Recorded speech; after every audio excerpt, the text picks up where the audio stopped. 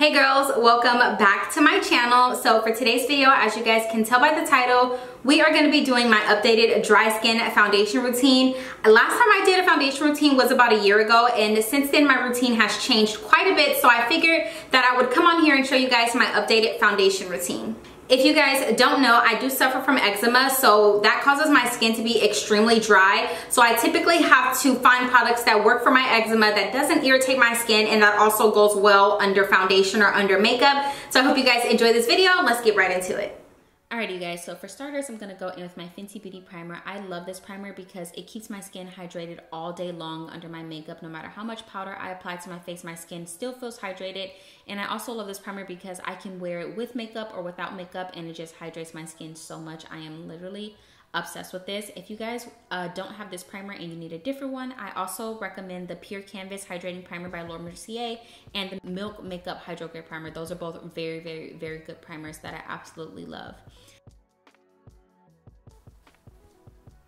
Ever since I moved to Japan, my skin has been going crazy. As you guys can tell, my skin has completely changed over the past 6 months, and I really don't know why. It's something in the weather that has changed my skin, but I'm trying to work on it and get it back because my skin has been so dry. It's been acne prone, and it's just been going through a lot, and I have no idea why.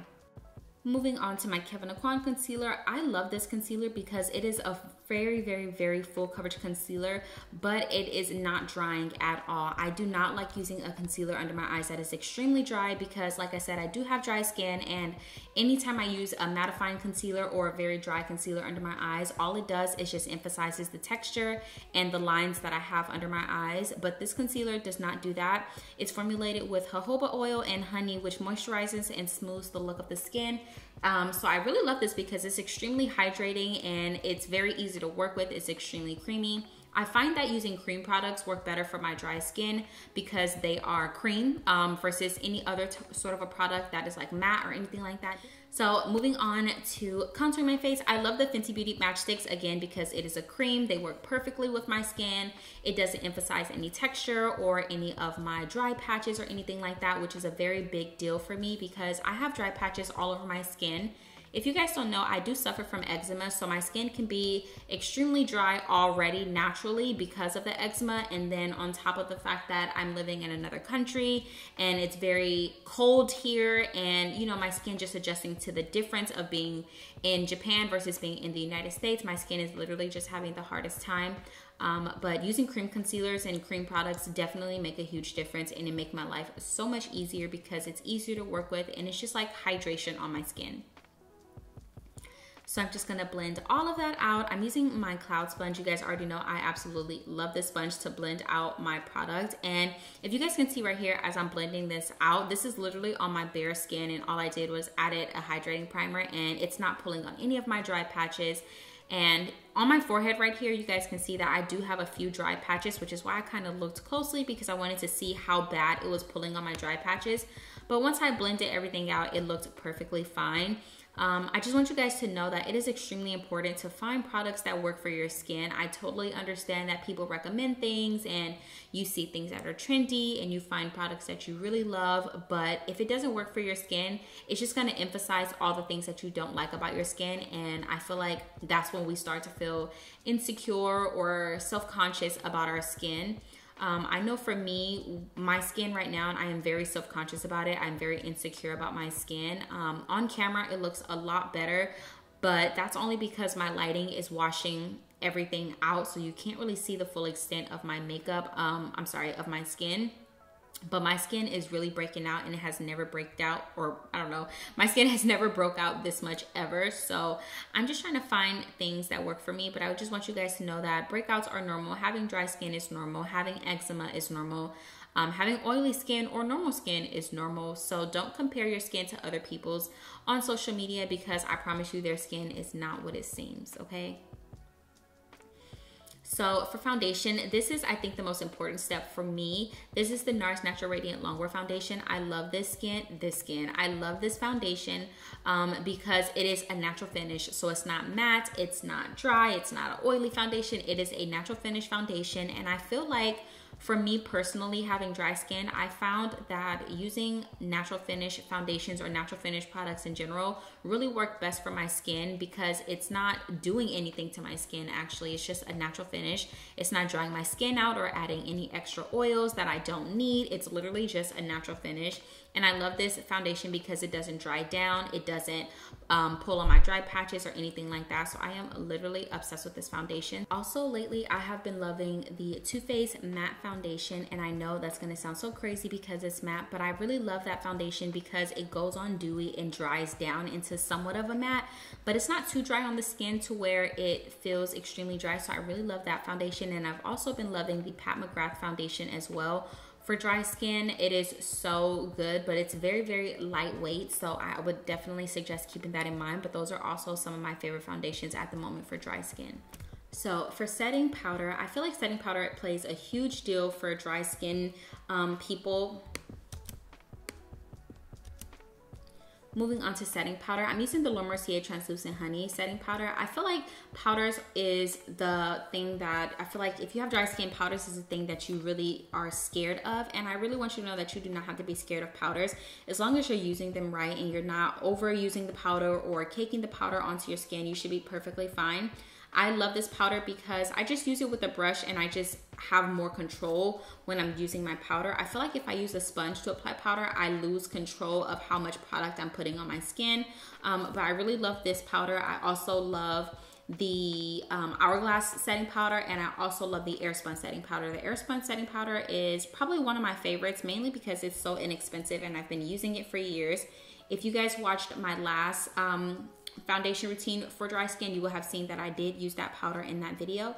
So yeah, I'm just gonna blend all of this out, you guys, and you guys probably can't tell on camera, but I have a lot of dry patches right now, but the fact that I'm using a brush to apply my powders is really helping me conceal all of my dry patches, and it's not really pulling on my dry patches. So just keep that in mind when you're putting on your powders. If you have dry skin, you want to be very strategic and you want to be very conscious of how much powder you use, just because of the fact that all the powder is going to pull on your dry skin. But if you use a very small amount of powder, a little goes a long way, and you really don't need much, as you know, your skin is already dry, so you don't want to continue to dry it out more throughout the day.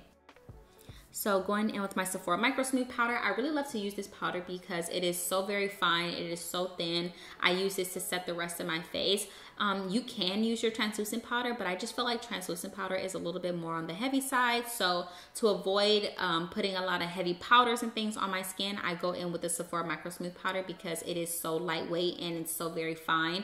So it doesn't really feel like I'm adding any powder on my skin. So that's why I can get away with adding so much of it. You don't want to put translucent powder all over your face because I just feel like, for me personally, it just makes me feel even more dry.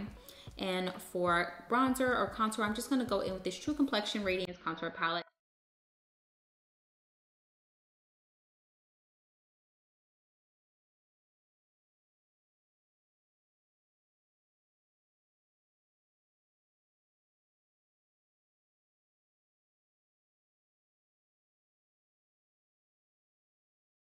I'm also going to take my setting powder and just apply it right over my eyes, just because I just want it to be a little bit brighter. So I'm going to apply it on my eyes, my forehead, and my chin, just so that I can be a little bit brighter. And I know this will typically probably scare you if you have dry skin, but I promise you, because I used a brush, I did not use a lot of powder. So when I went in with my sponge to just add some color and some brightness to my face, it really did not make a difference at all. And then especially when you go in and set everything with your setting spray, it's definitely going to melt everything together and your skin is going to go back to feeling so hydrated, as long as you're using like a hydrating primer or setting spray sort of a deal. So yeah, I'm just going in and just kind of brightening up everything, just because I want it to be just a little bit brighter for my liking.